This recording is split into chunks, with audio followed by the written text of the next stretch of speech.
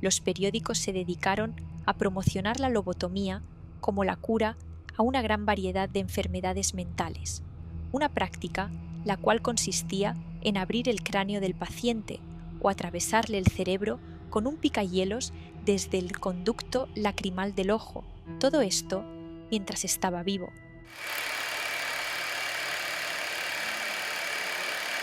Desde tiempos inmemorables se ha llevado a cabo la práctica de intervenciones quirúrgicas para intervenir el cerebro.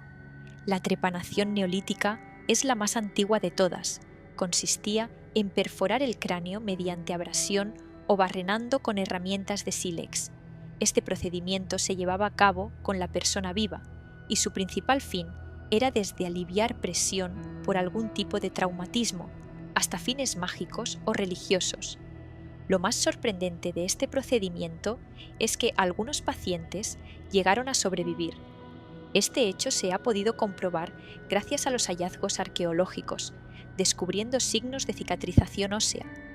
No es hasta la era moderna, en 1928, cuando algunos experimentos con animales abrieron el camino a lo que sería una de las prácticas más famosas de los años 40 y 50.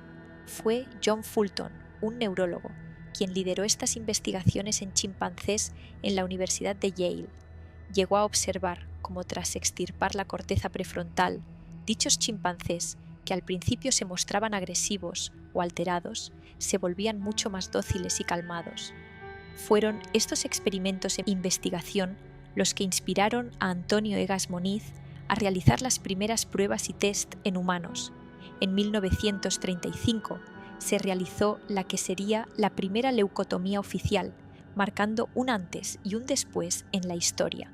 Este primer procedimiento consistió en una perforación en el cráneo a través de la cual se inyectaba alcohol etílico puro. El alcohol era inyectado en los hilos de conexión del cerebro, concretamente en la corteza prefrontal, cuyo objetivo era destruir dichas conexiones. Moniz observó que este método era particularmente peligroso y tenía demasiados riesgos, lo que lo llevó a desarrollar una nueva técnica con una nueva herramienta. Moniz diseñó una herramienta a la que se conoció como el leucótomo. El leucótomo es un instrumento quirúrgico muy afilado y muy similar a un punzón. La función de este nuevo instrumento era poder realizar cortes o perforaciones más precisas en el cerebro. Este nuevo método parecía ser más eficaz, tanto que Moniz y Lima, su compañero, afirmaban tener muy buenos resultados con la conocida ya como leucotomía. Cierto es que cerca del 6% de los pacientes no sobrevivieron a este procedimiento y que con bastante frecuencia, tras la operación, se registraban cambios adversos en la personalidad y el funcionamiento social de los individuos. A pesar de todo esto, de los riesgos, de los cambios, de las muertes, esta cirugía comenzó a llevarse a cabo muy a menudo en Estados Unidos, como tratamiento a condiciones mentales que previamente se creían incurables.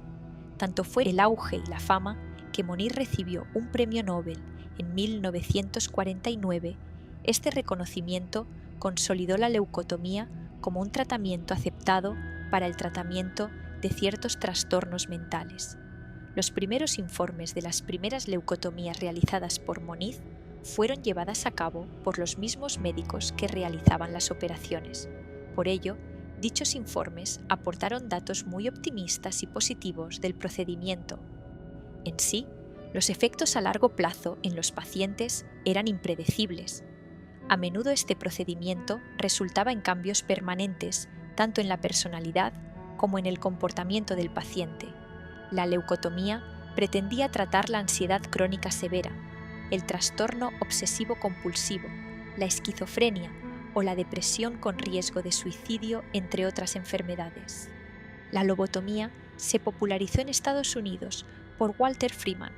Este cambió el procedimiento original de Moniz, inventando la que sería la lobotomía transorbital o la lobotomía del picahielos. Freeman comenzó a utilizar un picahielos de uso común y un mazo de caucho con los cuales perforaba el cráneo a través del conducto lacrimal.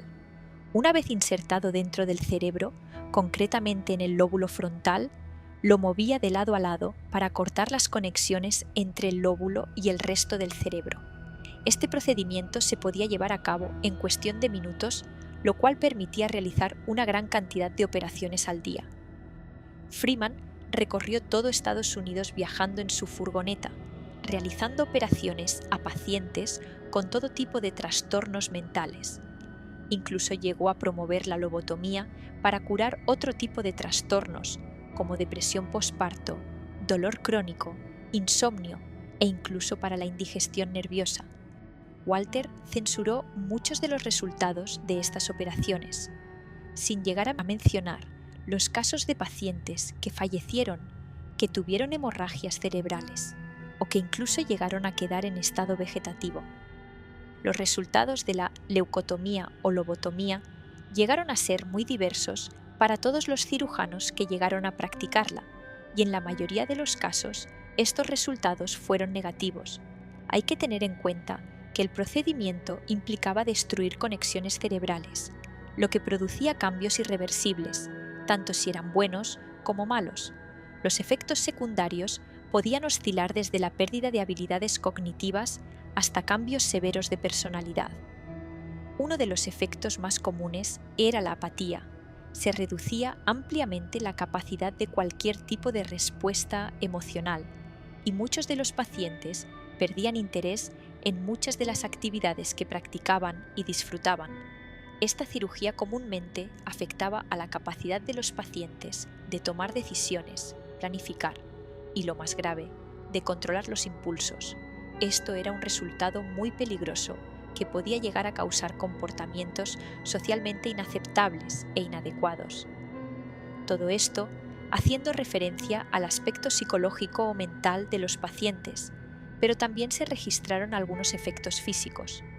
Algunos de estos efectos o daños incluían estupor o problemas urinarios, normalmente incontinencia.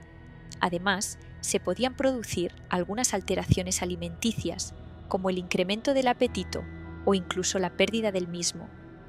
A medida que la práctica de la lobotomía se extendía por todo el mundo, también se extendieron las críticas y movimientos en contra de esta cirugía.